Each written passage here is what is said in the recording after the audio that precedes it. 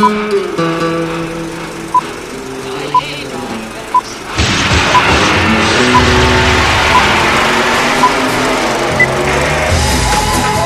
to the Reviews Without Remorse podcast with Joe and Dave. Be warned, the discussions in this podcast will contain detailed spoilers.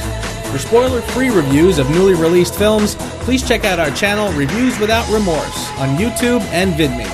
Enter at your own risk and enjoy the show.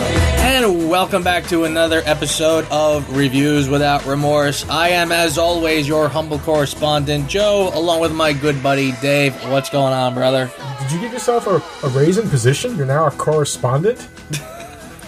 How did that happen? Am I allowed to give myself a new position? Sure, you can be whatever you want. Okay, Chief Whoremaster. Can I be Chief Whoremaster? Chief Whoremaster. I don't know. Are you? On today's episode, we are going to discuss the officially announced sequel to Unbreakable has been announced. We are kind of in a holding pattern waiting for the upcoming Guardians of the Galaxy 2, which will be this week.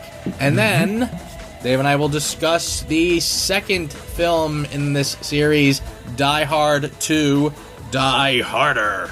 I really don't think that was the name. I think that was just like the poster thing. But, you know, if you want to go with that, you can go with that. But speaking of Die Hard, before we start into that, I'm so disappointed in both of us for not thinking of this. Jonathan Demme. How exactly do you mean that, sir? You do know who Jonathan Demme is, right? I know he's a director, but I don't know the context. He died, dude.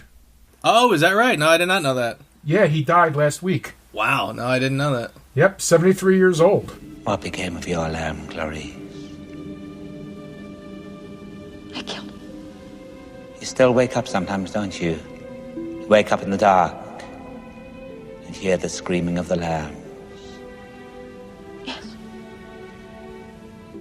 And you think if you save poor Catherine, you could make them stop, don't you? You think if Catherine lives, you won't wake up in the dark ever again to that awful screaming of the lambs. Silence of the Lambs, Married to the Mob, Something Wild, Stop Making Sense, Philadelphia. Come on, this dude, he's had quite a career. He has, absolutely, yeah. And pretty varied stuff, too. So, just a quick shout out to Jonathan Demme. Rest in peace, motherfucker. You were awesome. Yeah, agreed. But yes, let's talk about... We were just talking about this 2 weeks ago, too. That's the thing that's fucking killing me. Remember? This is like that crazy guy in the wheelchair that they put away 15 years ago. And they gave him a funny name, too. What was it? Mr. Glass. I do. We kind of sort of got we got a crossover. We got a little tie-in. We got a little expanded universe. The Shyamalan universe. The M. Night Shyamalan-verse. And, we sort of tied in, and again, spoilers like everything else, but, Split, they had a little nod to Unbreakable, which was kind of random, I thought, but then, lo and behold, 2 weeks later, we get an announcement there's gonna be a sequel. How many years after the fact? 2000, so 17 years ago. 17 fucking years ago. So are we calling this the MNSCU? I guess. The M. Night Shyamalan Cinematic Universe? Or do we call it the Shyamalama Ding Dong Universe, which would be SL Shyamalama DDCU. There it is, the SLDDCU. There you go. Now that we know who you are, I know who I am.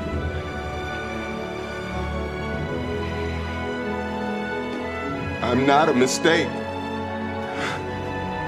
It all makes sense. In a comic, you know how you can tell who the arch villain's going to be? He's the exact opposite of the hero.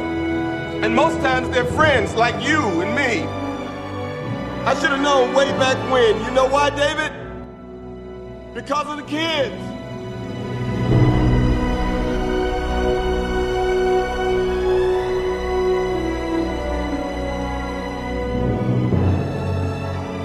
They called me Mr. Glass. It's not a bad idea for a sequel, too, because frankly, it's funny. I always liked this film. I thought it was a really good film, a solid follow-up to The Sixth Sense. And exactly the type of comic book movie that Zack Snyder would love to make. Well, I think it's the kind of comic book movie Zack Snyder could never make. I'm sure he would love the idea of it, but again, he can only do it in... He could do The Watchmen. He could do Watchmen. That would be his comic book movie. He could never do anything like Unbreakable. No, because he'd probably have Mr. Glass raped in jail. Yeah, he wouldn't have the restraint to come up with Unbreakable. But it is interesting. It's a what was the word that we used last time, or we've been using? The deconstruction superhero movie? Deconstruction of the superhero movies, yes. Yeah. I think some people were a little disappointed that it didn't kind of hit the next step where, now Bruce Willis is a superhero, so now we're going to put on a cape and go out and do superhero things. And I think some people were kind of waiting for that. I thought it ended exactly where it should have ended, and I thought it didn't get over the top. It didn't get silly. This guy is pretty gifted with powers, but again, more in like a Luke Cage kind of way, not so much a Superman kind of way. So I thought it was clever. I thought it was a very clever film, and it ended right. But I guess you could argue that, what's next? What's next now that this guy knows he's got superpowers? And I guess we'll see how it goes. And again, I think everybody's kind of quick to sort of get on that. Oh yeah, M. Night's great again. Well, let's go crazy. Whoa! Let's not let. Yeah, I'm agreeing with you there. Yeah. Okay, he did good with Split. You got to give him that. And it does feel like a return to form for him. I mean, maybe he just needed that moment of being humbled. I think we discussed that during the show last time, because this really did feel like a return to form for him, to something, simple and trusting the story and trusting the actors to take it where it needs to go. But he needs to continue that. This guy, he kind of feels like the bigger his ego gets, the harder it is for him to contain the love he has for both cinema and his work in cinema. Maybe. I don't know. I wouldn't have said ego, but I just think it's kind of like somebody who is like a writer who has, maybe somebody who's a budding writer who would like to become a writer and has a great story he'd love to tell, and then after years of writing and polishing, he tells his great story. And then it's like, well, now what? Are you a writer or are you not? There's a difference between somebody who has a good story in them and somebody who can write.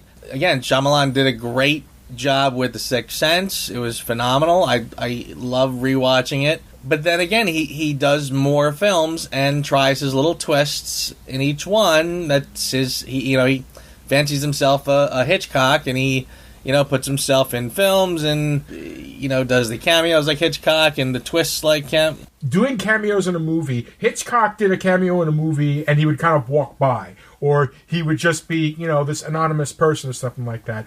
In The Lady in the Fucking Water, he basically made himself, he played the part of, and I'm quoting the line now, that writer will change the world. Is that right? Oh yeah. I gave it a shot. And I was like, really, dude? I mean, come on. Come on. Yeah. That was followed by the, what I call the disaster area for Shyamalan, which was Last Airbender, The Happening. What? No. What? No. I just love that. I'm sorry. I do every time I see Mark Wahlberg do that. I just lose my mind. Oh, God. But yes, okay. So I'm cautiously optimistic. I walked into Split cautiously optimistic and was pleasantly surprised. So I'm going to do the same with Mr. Glass. It's called Mr. Glass, by the way. It's it should be interesting. I don't know. Like I said, it's maybe the explanation is that Mr. Glass is finally getting out of jail, but that really he wouldn't get out of jail for what he was doing. Yeah, I don't know. We'll see. Well, we'll see. James McAvoy is going to be in it, so maybe he's in control of the Horde. Is he really in it? Yeah, he is. Oh, this is going to be interesting. Okay, all right. You know what? Fingers crossed. That's all I'll say. It's again, this is one of those where it could go wildly in any direction, and it could be awful. It could be spectacular. I don't know. We are just up to our neck in terrorists again, John.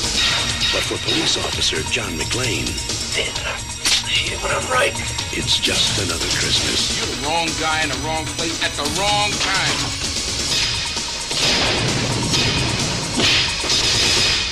Story of my life. But since we're talking about the Die Hard series, he said in his awful way of trying to do a segue. Die Hard 2. Die Harder. Die Harder. You seriously need to find that original trailer, and you need to insert that sound effect. Bruce Willis, Die Hard 2. Die Harder. Die Harder. The original Mr. Movie voice. Yeah. So, directed by Rennie Harlan. Right. John McTiernan is not here for this one.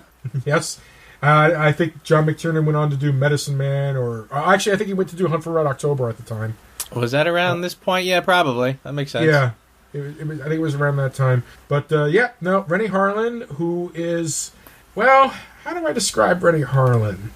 You know, he does good death scenes. Okay. Hear me out.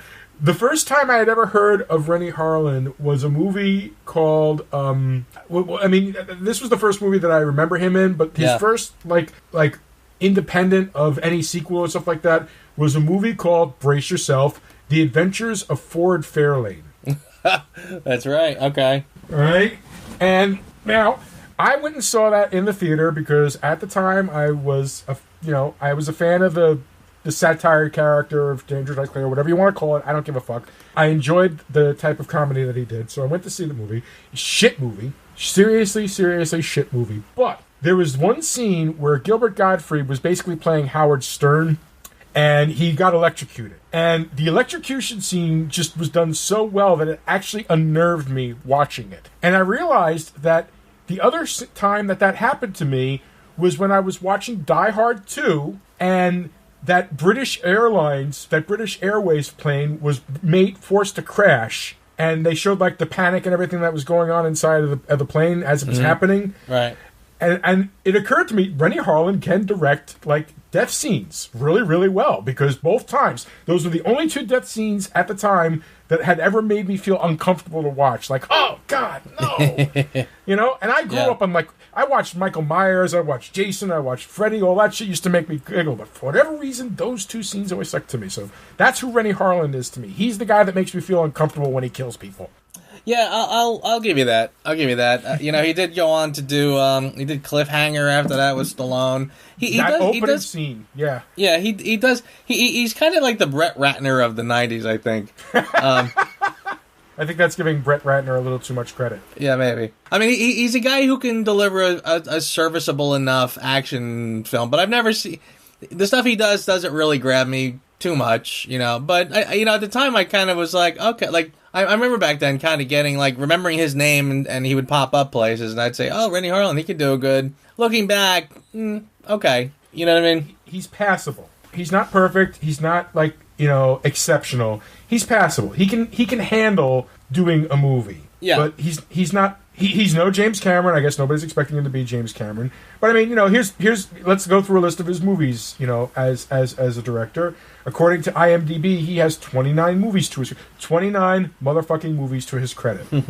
One of his earliest ones being A Nightmare on Elm Street 4, The Dream Master, Die Hard 2, The Adventures of Ford Fairlane, Cliffhanger, Cutthroat Island, The Long Kiss Goodnight, Deep Blue Sea, Exorcist: The Beginning, Mindhunt. Yeah, he's an okay director. He's not the world's greatest director. He's an okay director, and that's fine. There's nothing wrong with that. But you know what?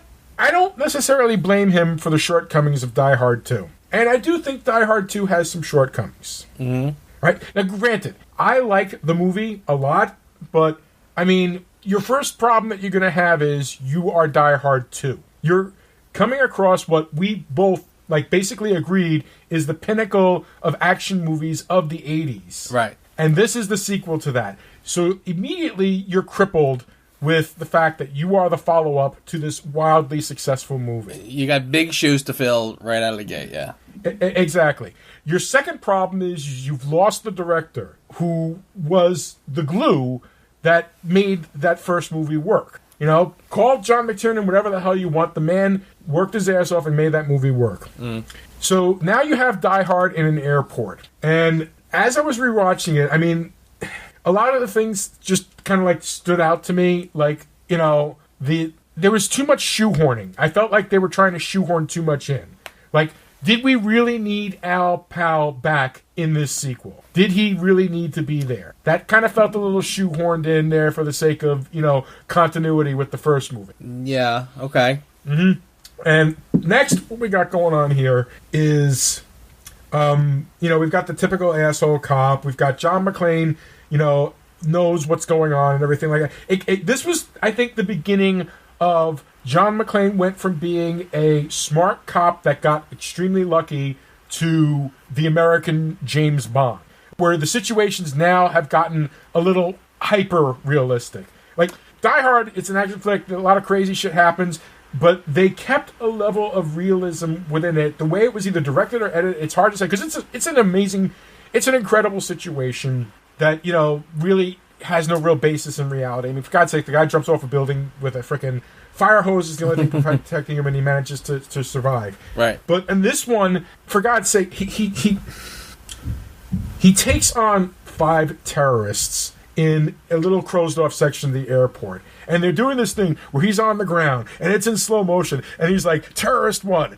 bang! And then he's slowly turning, and he's aiming at terrorist 2, bang! And meanwhile, they're just firing machine guns. It's like, these are army people. Yeah. These are army people that are shooting at you. They shouldn't be missing. You are not that good. Right. Whereas in the first movie, you had logical explanations as to why they were missing. You had...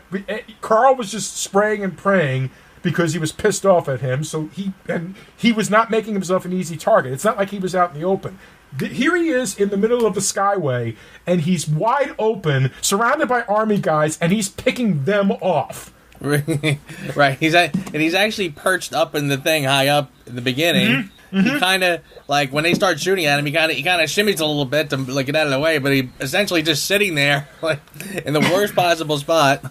And I'll tell you, it's funny till you say that, because it wasn't even so much. I totally agree with you that he was really starting to move into just, typical action hero. But it wasn't even so much the physical stuff so much, because I thought, well, the first one was out of control already. So, physical-wise, I wasn't too concerned that way. But I did notice that I felt like he was, suddenly now he's just completely psychic, where his intuition is just off the charts. Like, he sees 2 guys sitting there smoking a cigarette. One slides like what looks like a gift box under the table, which frankly, again, why even do it so suspicious? It's just, you're just handing him a box. Mm-hmm. But of course he sees this and he runs and tells the cops, and he follows the guys into the thing, and like he's one step ahead the entire time. Even when the army guys show up, John Amos is, the squad leader, and he's already like, did our situation get better or worse? Like, he already knows something's wrong, Like, so he's really, he's way ahead of everybody on this one, Yeah. But I'll give you my kind of, and this, what I'm about to say will probably surprise you, but I'll follow up. I called the original Die Hard the perfect action film. Like, right. I really, to this day, say that is the perfect action film, and this is what everybody looks to and should continue to look to know how to do action. This film is the perfect sequel, but I put perfect in little air quotes, because, it's true, ladies and gentlemen. We do this through Skype, and I get to see his expressions. He actually did the finger movement as he said that. Like, when I first saw this, and I still feel this to an extent, I said, this is actually the perfect sequel. And because if you think about what a sequel should do, and again, I'm kind of going back to before the whole, universe building, world building, and, really trying to fluff everything so that your sequels are all planned out. I'm talking about just a straight sequel to a good film.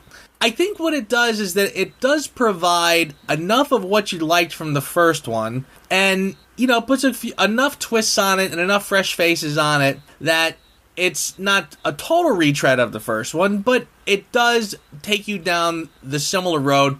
So that if you like the first one, if you like John McClane, if you like that brand of action, if you like, the good fights and whatever, it's a sturdy follow-up. Mm-hmm. Looking back, do I still feel that way? To an extent, yeah. I mean, again, like I said, it's they've already done it. It's not original anymore. We just like the first one, so we want to see more. And right. I think we get more. And you mentioned how they sort of shoehorn certain things in. I don't mind that, really. I do think the Al Powell cameo, it's not bad. I mean, they throw him in just to have him in. And frankly, if anything, I think I probably, when I first saw it, would have liked to have seen him again a little more than just that sort of cameo in the beginning. What is funnier, probably, is Dick Thornburg being on the airplane with, Yeah, I actually should have mentioned that, but I mean that's the convenience. But again, I didn't mind it because again, I want to see some of the faces from the first one, and again, and see, here's the thing too. One of the beauties of this film is that they are already winking to the audience, saying, "Look, we're doing this again. We know we're doing it's Christmas again." I mean, like right in the beginning, John McClane says, "How can the same shit happen to the same guy twice?" You know? And at the end, Bonnie Bedelia says, "Why does this keep happening to us?" It's funny. We already know. And then we never see her again. Yeah. So right. Unfortunately. So, again, the film isn't taking itself that seriously, that we know it's taking a few liberties to provide us with, familiar faces and familiar situations. So I didn't mind him being there. I thought it was okay. And, I think they treat it well in the context of the film. Like, they're a small world, whatever. Again, silly, we know what's going on, so I didn't mind it. But again, I do think the film gives you enough of what worked in the first one to be a solid follow-up. I mean, if Die Hard is an A+, Die Hard 2 is easily a solid B, and maybe even a B+. True. I mean, granted, yes, I'm bagging on the movie. I am hitting on the negative points in the movie because, they should be pointed out. But sure, is it a terrible movie? No. It's still fun. It's still engaging. It's still, it has a handful of moments that kind of take me out of it for a second. Al happened to be there. Thornburg happened to be there. The ejection sheet scene. Yeah. That pulls me out every single time. Even in the trailers, I remember, that looks awful. Yeah, it does. Yeah, there is a lot of... oddly enough, there is some funny back projection moments that don't really work. Even the scene when they crash the plane and he's out waving, and right after the plane crashes, there's a shot of him standing up and looking at the crash in the distance. And that shot looks really bad. So yeah, the one with the... But again, you're going back to... It was not easy back then. I mean, it was... You saw the lines around Superman sometimes, and you saw... it was hard to do this sort of stuff back in the day. I know, but think of the first Die Hard, all right? This is... And you have to compare the two. There's just no two ways about it. Sure. In my mind, in the first Die Hard, there was one scene of questionable special effects, and that was when the explosion happens on the top of the building. It's very obvious that the helicopter is kind of sort of inserted in the shot. Yeah. It's something you can easily see, but that's the only thing. But like when he falls off the building, and the building's exploding behind him, when the thing falls down, and the scene that we talked about that we loved when we saw it the first time, and we still feel awesome about it, all that shit looked visceral and real. You knew it wasn't real. They're not going to throw Bruce Willis off a goddamn building. Right. Maybe somebody wants to throw him off a building, but they're not going to do it when they're trying to make one. Yeah. But it felt, the way that McTiernan directed it, he made it look real. I mean, and from what I remember, because I remember there was like one of those back in the 80s, HBO used to do the quote unquote behind the scenes short things that they used to have. Which were you good. Remember those? Yeah. Yeah. So they had one for Die Hard, and I basically they built a phony Nakatomi top of the Nakatomi Plaza set where he basically jumped off into a giant beanbag or whatever you want to call it, right? Or one of those things. And when you see him do it, it looks kind of ridiculous. But I mean, the way they frame the shot, you see the cameras there, and he jumps, and they make the thing explode in the background. And when it's all edited together, it looks flawless. Yeah, yeah. And I understand what Rennie Harlan was going for, and with today's technology, that probably would have looked great. One of the things that I liked about the first Die Hard was like it looked real. When they were shooting that rocket at that APC that was coming towards the building, that was real. They actually fired a quote-unquote rocket at a APC that was near the building and used flashbangs or whatever the hell to make it look like an explosion and just did sound effects. They didn't use models or anything like that. Right. And it was kind of one of the things that I've expected of the Die Hard series is like this is less about the special effects and more about the man in the middle. That was to me what it should have been about. Yeah. And that it shouldn't look fake. And I remember that was actually the first complaint I made about the fourth Die Hard movie, remembering seeing the commercial where the helicopter crashes into some overpass or something like that. And I was thinking to myself, oh, God, that just looks terrible. Yeah. Well, actually, the scene of him and the kid ducking as the two cars pull alongside and the car bounces, that's the one I thought, wow, that looks really bad. Yeah, and you know, and you're right, the ejection scene, I mean, that was the money shot, too. Yeah. You know, I mean, that was like, that was probably the big, you know, money shot scene in that film. So, yeah, they really should have worked a little harder to get that right. I agree with you there. I don't see any reason why they couldn't have. You know, I don't see any reason why they couldn't have. There could have been a better way to do it. I don't know. If McTiernan had been there, he would have figured it out. Because as much as we're going to, when we get to Die Hard with a Vengeance, which is the next one after we get to Guardians of the Galaxy, McTiernan comes back. And, you know, good or bad, the one thing I appreciated about that movie is it felt physical. It really relied on physical, practical on-set effects as opposed to, you know, the green screen stuff. Yeah. But we'll get to that when we do that movie. You know, and you'll see what I'm talking about. But this has just always been a pet peeve with me with action movies. I kind of feel, even though Marvel today has found a way to like sort of make it work, but it's comic book characters, so I really miss the art of the stuntman. I really miss the art of the action sequence, which feels real. Right. Where, you know, when you see two cars chasing after each other and they're sliding and bumping into each other, oh, yeah, we joke about stuff like, oh, herpy derp. In one scene, the fender was bent on the left side, and the next scene, it's bent on the right side, herpy derpy derp. You know, yeah, okay, fine, we did all that. But at least it was real. It's not like, you know, like we were saying about Fast and the Furious and stuff. When you take a movie and remove the name of the character, it becomes generic. Okay? What in this movie makes it Die Hard? The only thing is that it's Bruce Willis. Okay? There's nothing really about this cop character that is, and I think this is a weakness with making this movie in a series as it is.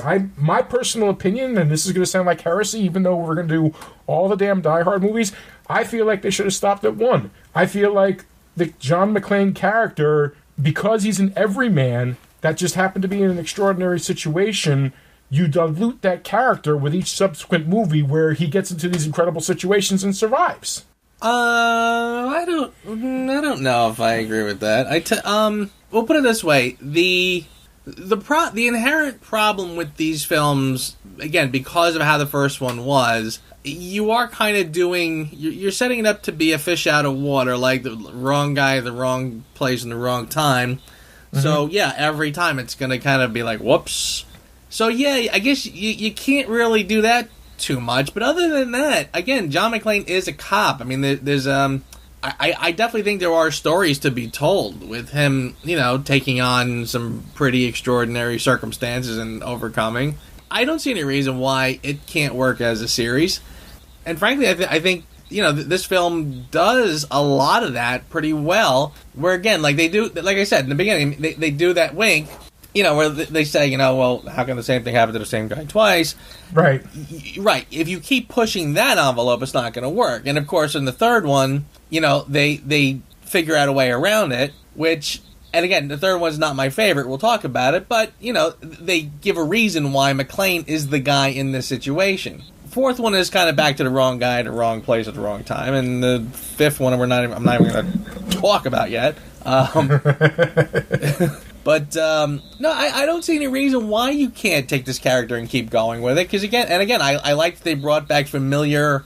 You know, again, they bring back the tone. They bring back a lot of things that works. I definitely see that this could have been a series that went on and worked. The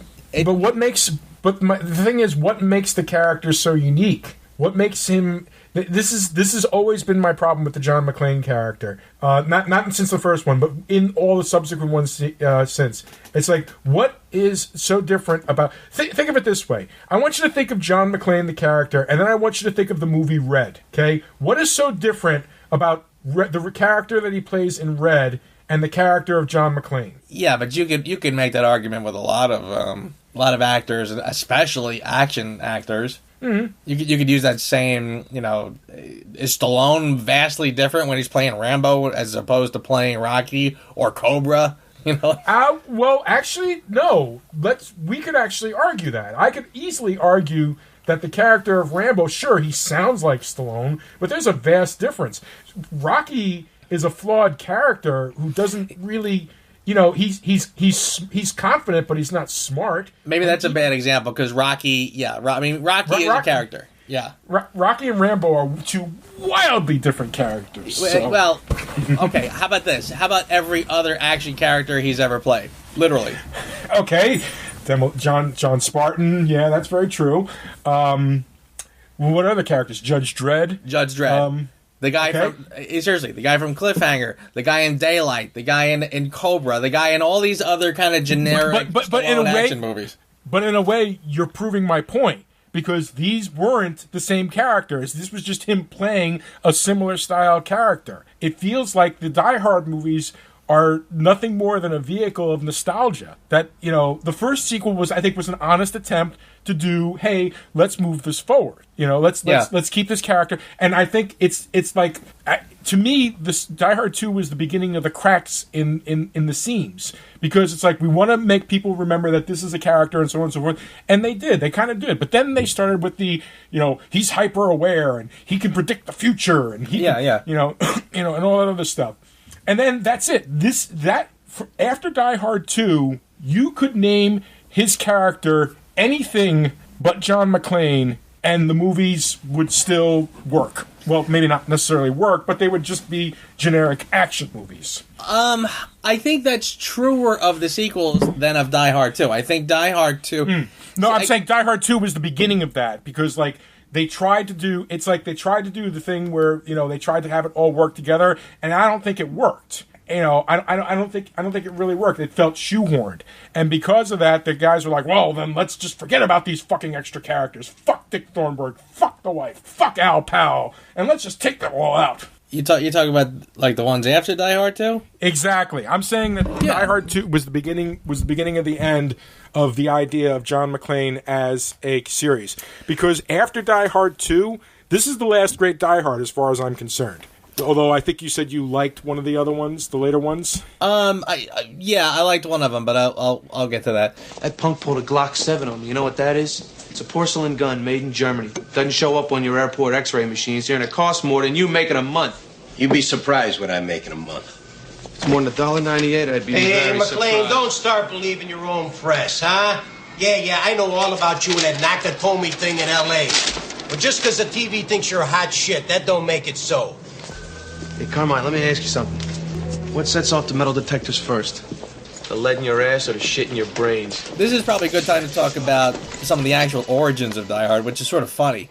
You know that Die Hard is technically a sequel to a film starring Frank Sinatra. I thought it was based on a book, but go on. It's based on a book that is part of a series. The first one, I think it was just called The Detective, and Frank Sinatra was the detective. The book that the next book in the series, and again, I wish I remembered the names of it or the author, or whoever. But there's the second book in the series is where Die Hard eventually.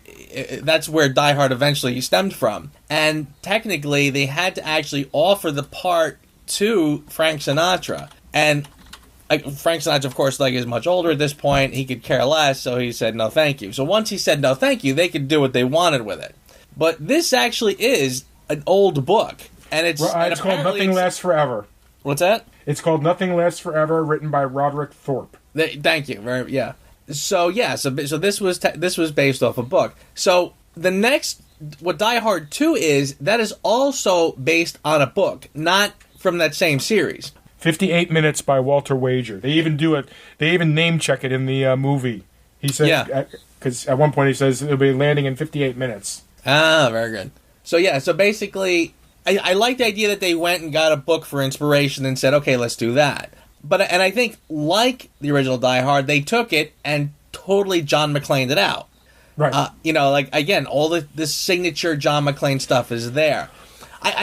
See, basically what I'm getting around to is I think to argue that this was the first one that started to show cracks, which led to sequels that really had nothing to do with Die Hard, kind of not fair. I don't know if I agree with it, because I think this film worked pretty hard, I think, to keep it a Die Hard film. Is it completely successful in that respect? I don't know. But I do think the work is there. The effort to say, this is John McClane, he's that same wisecracky kind of guy. And here's one of the things I heard about the last Die Hard. Of all the problems it's got, I'm not going to get into it, but one of the criticisms I always hear is that Bruce Willis in this just seems like Bruce Willis. He really doesn't feel like John. It feels like for the first time he just sort of said, he just phoned it in and said, he's kind of smarmy and smirky in a Bruce Willis kind of way, not so much a John McClane kind of way. But I think in this one, he's still John McClane. And I think the situations, the environments, one of the things I like about it is that they still managed to keep it in a pretty enclosed space. In fact, I remember this scene like about 2/3 in, or maybe about 3/4, when they leave and go to the church. They find the church where the guys are hiding out. Right. I remember the first time I saw that feeling like that's when it kind of broke ranks a little bit. Now it kind of got I liked it better when he was stuck in the airport. When he actually left the building, that's when I thought I started to lose a little of that die-hardishness. Mm-hmm. But up until then, again, I can feel the attempt to keep it kind of, in the spirit of the original one, claustrophobic.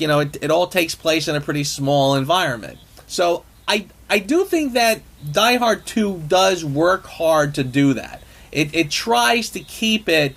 I mean, again, there's elements like the double cross, all this other stuff that is very, very much from the first Die Hard. Even Dick Thornburg getting his comeuppance at the end. Again, like that's something we're used to seeing and we saw again. I do think the effort is there to bring us full circle and to keep that spirit. So I think it's the sequels after this that I really do think lose that kind of Die Hard-esque feel. Again, not to jump ahead, but I feel like Die Hard 3 is the one that feels like a script that has nothing to do with Die Hard. Which is not too out of the ordinary, because that was originally a script for Lethal Weapon. That's what it was originally intended for. Right, exactly. And it feels like it. It completely feels like it. So yeah, but strictly talking about the second Die Hard, I do feel that there's an attempt to keep the same spirit, the same tone of the first one. And I think in that respect it succeeds. And again, like I said, it is not a perfect, like I said, perfect sequel is in quotes. I mean, I think they work very hard to give you what you liked about the first one. The spirit is there. I think the willingness to make a proper Die Hard sequel is there. I don't think that they're cutting corners. I don't think they're skipping steps and just delivering an action film. I think they are trying very hard to make another Die Hard film. And again, on a lot of levels, I think it works. On a lot of levels, it does work. But I remember initially, when I walked out of the theater, I was like, yeah, it was good, I had fun, but something I could never, ever really put my finger on what about it just didn't feel right. And it wasn't until years later, and in fact, when I was just rewatching, I just said to myself, it's like, the first one just felt like something new and special. And this, just felt generic. It does. Like I said, when I talked about the first one being the perfect action, that crescendo, that build up, so that you by the time, put it this way, as much as we talked about the blowing up the airplane and the ejector seat, that being the money shot, that's a far cry from him jumping off the top of the building as the top of the building blows up and him kicking and shooting into the window. I mean, that was the part in the first one. It just went, holy cow. Yep. There is really none of that in this one. There's no just phenomenal action sequence. See, that's the thing. You got a lot of okay action sequences. You got a couple fights. Like the fights in this film. I see the effort to try to give good fights, and they even get a little gorier in this one. Like the guy, there's a part where he's wrestling with the guy outside the church, and the one guy's got a knife. Bruce Willis grabs an icicle off the roof and jabs the guy right in the eyeball with the icicle, and it's like, and it's gross. It's a gross out, whatever. That's a far cry from the fight with what's his face, Carl, in the first one. The fight with Carl in the first one was just like off the charts, just brutal. Got bigger and bigger, just fighting, shooting each other. I mean, it was crazy. You never got anything like that in this one. You got a lot of okay action sequences, and even like the one I wasn't crazy about was and I put chase in finger quotes too on the snowmobiles. Mm-hmm. Like that's not an action scene to me. Like they it's slow. He's just following them basically. There's some gunplay, sure, and then naturally his snow thing blows up, explodes. He gets off in the nick of time. So again, John McClane is still pretty hard to kill. Yeah, but again, that's not going to send you home going, oh my God, you have to see this film. Mm-hmm. So I think in that's what the film is lacking. The film is lacking a sense of build-up. There really is there's an escalation in the story, I guess. I mean, the idea that the riot breaks out because of Thornburg in the airport, and by the time John McClane is trying to get to the plane, now it's just mass chaos. That was good, but that's not the kind of build-up you got in the first one. The first one, that is the artistry of Die Hard. It was this phenomenal sense of increasing stakes, increasing the action. The action gets more over the top as it moves along. You don't get that here. And John McClane, frankly, doesn't even take that much of a beating in this one as he did in the first one. Even him, as superhero-ish as he is, it's because he's dodging bullets and, again, like you said, a little more typical action stuff, not so much that really unbelievable over-the-top action we got in the first one. So I think that's what it's lacking. It's the screenplay is not as sharp as the first one. It moves, but it doesn't move as well, and it doesn't build. Yeah, okay. I can... All right. So we have a middle ground where we kind of sort of agree. Granted, I just want everybody to know, I don't think this is the worst thing ever. How do I put this? I kind of felt like the character of John McClane should have just been done with the first movie. So that's just how I feel. Joe, you definitely have given me reason to pause and think a little bit. Because I don't think we've ever actually gotten this. We've talked about the individual movies, but I think this is the first time we've ever actually talked about the series as a whole. Right. And and my feelings about how, I don't think John McClane is a strong enough character that you could use, to make sequels on. And I'm still not 100% convinced, to be honest with you, although you've definitely given me... we're going to have 2 weeks before we get back to Die Hard 3, so you've definitely given me some shit to think about before we get to that, and either improve my argument or, concede to yours. But we'll see. Well, see, this is a funny argument because, again, 9 times out of 10, a great film always ends up with a subpar sequel, with very, very few exceptions. And you say to yourself, well, that story was a self-contained story. Why does it need a sequel? Well, it needs a sequel because people are going to buy tickets to see the sequel. And basically, as far as sequels in general go, I think there's a lot of other genres that are... Jaws 2. Now, why would you make a sequel to Jaws? Why would you have 2 gigantic sharks in the same area and the same guy having to deal with it and that kind? Any sequel you could argue doesn't make a lot of sense just by its nature. But having said that, I think of all of them, I think Die Hard is probably the one that does lend itself to more adventures. See, Die Hard in a way is like James Bond is going on. The next one will be its 25th film. Right. Why that one? Well, because he's a guy whose job it is to solve problems, to go out and do.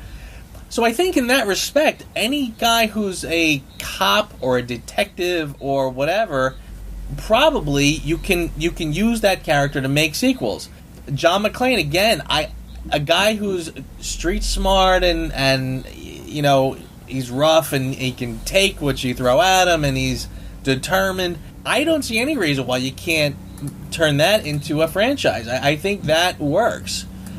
But my point is I don't think they made it work. I think that they gave up. Well, that's trying to give it its individuality after the second one. I agree with you there. That whether or not they did it right is a different argument. But I think as far as could John McClane have been worthy of a series, I say absolutely. Absolutely, he could have been, and again, like, you know, with some success, you know, again, like, we're not going to tackle the whole franchise today, but, you know, again, the film does have successes and failures for sure. Yeah, I think when it comes to Bruce Willis and John McClane, I say yes, you absolutely could have done a series with him, no problem. And again, maybe the misstep in Die Hard 2 is the winking at the camera and how can the same shit happen to the same guy twice. Maybe what you do is give him more reason to be there than just, I'm at the airport, the terrorist, yada, yada, yada. Maybe you don't make it such a coincidence. Maybe you don't wink at the camera as much and you know, because again, that's going to wear thin. So, you know, again, but again, who's planning for the third and fourth one? They're not. They're just doing a sequel, so they say, you know, all right, well, look, we know it's a little carried away, the idea that John McClane's, again, running around a building with terrorists, so, you know, we'll wink at the audience and just let them know we're all in on the joke, too. But, yeah, when you're doing 3, 4, and 5, now you're pushing it. So, yeah, it's problematic, I agree, and there was no perfect way to do it, probably. But, again, I like I said, strictly talking about Die Hard 2, I think they do it right. Right. You know, did they paint themselves into a corner for the future? Probably. You know, that's a thing, too. I mean, look at the Alien franchise. How many times did they kill Ripley for good, and yet she kept coming back? Technically, they only killed her once, but that's beside the point. Yeah, I mean, they said it was funny. Like, every film just sort of ended on, like, this is the last one note, and yet they kept on doing more. You know, Die Hard doesn't make that mistake, I don't think. But again, it's not a perfect world either. They do sort of paint themselves into small corners. But again, when you compare this franchise to others, that you say to yourselves, boy, why is that dead dog dragging itself down the road to do more sequels of that film? You know, let that one die. This one, I think, I had the ingredients to do a few good movies. All right. Probably. I just don't think that we got that. Like again, that's a yeah. That we'll discuss when we get to the remaining movies. Freedom. Not yet. Bottom line, if you're going to ask me, hey Dave, if we said last week, for example, that out of 1 to 10, Die Hard was say like a 9, or in fact, did we even rate Die Hard last week? I don't remember giving it the number. I don't remember now, but I mean, honestly, if we have to, I will give. I'll tell you what. I'll give Die Hard. Wow. Put it this way. I'm debating between a 9 and a 10 for Die Hard. I feel like I would give a 9.5 to Die Hard. I think it's that close to perfection. I don't think it's perfect. Of course, no movie is really perfect.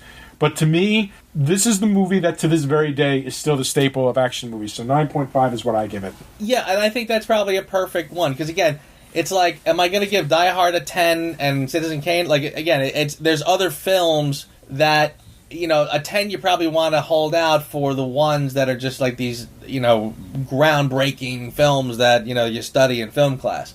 Die Hard, for what it sets out to do, as far as I'm concerned, it's a home run. It completely does what it intended to do, and I frankly can't find a flaw in that film in that respect. In terms of what it sets out to do, I think it accomplishes it flawlessly. Die Hard 2, on the other hand, again, it's a different ball of wax, different circumstances, different everything. How do you redo perfection like that?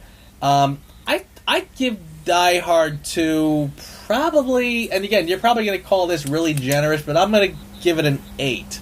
Actually, that's what I was going to give it, so I don't think it's generous at all. I think it's perfectly apt. Yeah, like I said, I mean, it's a B+ follow-up to an A+ film. Right. You can't recreate that magic in the first one. And So yeah, and it's almost like the kind of thing where if they tried to top the first one, I probably wouldn't like it. I don't think I would want to see that happening. I'd probably have reservations about them trying to outdo the first one. So I think just giving it a solid follow-up is the way to go, and I think this one does that. You know, and incidentally too, the score is very good. Not as good as the first one, but you know, it's still there. It's doing its job. The casting is good. I think the casting in Die Hard 2 is really good. Every one of the players, Fred Thompson as God bless that man. He recently passed. Yeah, I mean, terrific guy, and again, he was the kind of guy. When you watched him in things, he was pretty underrated acting wise. I think had he really focused on a career in acting, he was the kind of guy when he talked, you listen, and he just sort of drew you in. He had wonderful presence. Yeah. He did. For a guy who just sort of did this on a whim and eventually got into politics, I mean, he really did have an excellent presence that you really kind of just listen to everything he says. Offset by Dennis Franz as the cop you love to hate. You know, he's a real jerk, but yet you still kind of like him. Like as jerky as he is in the entire film, when he finally sort of comes around at the end, you were waiting for that. You were waiting for him to turn around, and you know what? I knew I wanted to like you. I wanted to like you, but you were a creep the whole time. So it was like you were on board with it. The bad guys, a lot of faces in that crowd. William Sadler. William Sadler is one of my favorite. He's an actor. We could do a whole retrospect just on William Sadler movies, because this is a guy who, when he's in a movie, he does his job fucking awesome. Right. He's almost never the star, but when he's in it, he's fucking awesome. I totally agree. And even some of the background faces, like you kept looking through, going, "Oh wait, that's the guy from here. That's the guy." The T-1000 shows up as terrorist number 5, whatever. And even John Leguizamo is in the background. Like, he's hard to spot, but he's actually one of the terrorists. Yep. So yeah, I mean, even the background guys are good. The guy, and here's something I just remembered. If there was one thing I noticed in the film that did kind of bug me, John McClane he's not very nice to a lot of people. like even the first shot I hadn't thought about that. Even the first kind of action scene with the little gunfight, when he sees the two guys going into the room. And he grabs one of the guys and says, you got to keep it in this room. He's like, yeah, why? And he gives him this, because I want you to open it, as he's flipping the badge. Really smarmy and jerky. Almost like a regular cop when he pulls you over. Like when you get pulled over by a cop and anything that comes out of your mouth is suddenly the dumbest thing he's ever heard. Yeah. Like that kind of way. And I kind of was like, well, that wasn't necessary, it's like as silly as it is, it rubbed me. And even like Marvin, the Marvin is the janitor. He puts a gun on him right away, and he's like, "Oh, I'm just Marvin, I'm the janitor." He's like, all right, no big deal. But then later, he's like, "Give me that coat or something or other," and he's like, "Oh, how much you want for it?" He goes, "How about I let you live?" And I'm like, "Why are you picking on Marvin? Leave Marvin alone, So that rubbed me a little bit. So that. He did get a little, in fact, too much. I didn't, when he's being smarmy with the bad guys, I didn't have a problem with it. But smarmy to everybody, that kind of felt wrong. Because even in the first Die Hard, God, it's been a week already, and I can't believe I can't remember the fucking guy's name. But the cokehead asshole that tries to sell him out to Ellis. Thank you. Even that guy, he wasn't a jerk to Ellis. Right, yeah. I was, and even, And if anybody deserved it, Ellis fucking deserved it. That guy was a dick right up until the end. Exactly, right. And he was nice to everybody. He was cordial. And he when he shows up at the party. Even the guy that runs up to him and kisses him on the cheek, and he just goes, "Jesus, fucking California." He doesn't really react badly to it. I feel like if that was this one, he would have punched the guy out, Yeah, or something. It was almost, his personality was almost an overdrive. Agreed. Yeah. And it's like they were really trying for something with his character, and I just feel like you needed to fine tune that a little bit better, because I didn't feel the need to have John McClane as the asshole. I like him better as the everyday guy. I mean, in the first one, he's a guy you'd sit and have a beer with. This one, I kind of feel like not as much. Like he wouldn't like you. No, this is the guy that you would see in Hoboken and think, hey, let's have a beer with that guy, and then realize, no, you know what? We don't want to have a beer with that guy. He's a fucking asshole. Yeah, right. Yeah. So anyway, but that's again that is a pretty minor nitpick. But again, just something I noticed. But like I said, overall, I think the film works. Again, you got a good cast, good situation, good scenario. The plot works. I mean, the plot again, it's not you don't need a calculator or a slide rule to follow the plot. You know, it makes sense. The scene where they crash the plane is pretty good. Mm-hmm. You know, and I watched that over the weekend with Mary, and she did not like that. Like she was emotional. You know, she was into it, and when they crashed the plane, she didn't like it. She was like I said, Rennie Harlan can direct a death scene like nobody's business. Right? Yeah. You know, that was well done. And again, I like I said, they don't match the first one for its pace, the build up, and there's really no over the top action scenes that are that memorable. There are some good scenes in it that you do remember, like just the idea of him in the cockpit with the grenades, and again the effect is weak, but the idea of it I thought was very good. Oh, for God's sakes, those grenades took forever to fucking go off. There is that. There is definitely that. It's like, we've got 3 grenades each. Throw them all. So then it's like there was 3 of them. So you got 3, 6, 9 grenades. 1 grenade, 2 grenade, 3 grenade, 4 grenade. It's like before that 9th grenade got up there, the first should have gone off. It's funny you say that because I as I was watching it again this weekend, because I've heard that before, like that's the longest grenade I've ever seen. Well, first of all, I just love the shot of him on the ground, just watching them just sort of drop in, like, and he's just got this face on, like he's looking like exactly, yeah. I mean, that's priceless. But I remember thinking, like, yeah, it is taking them a long time to go off. But on the other hand, the guys are right outside.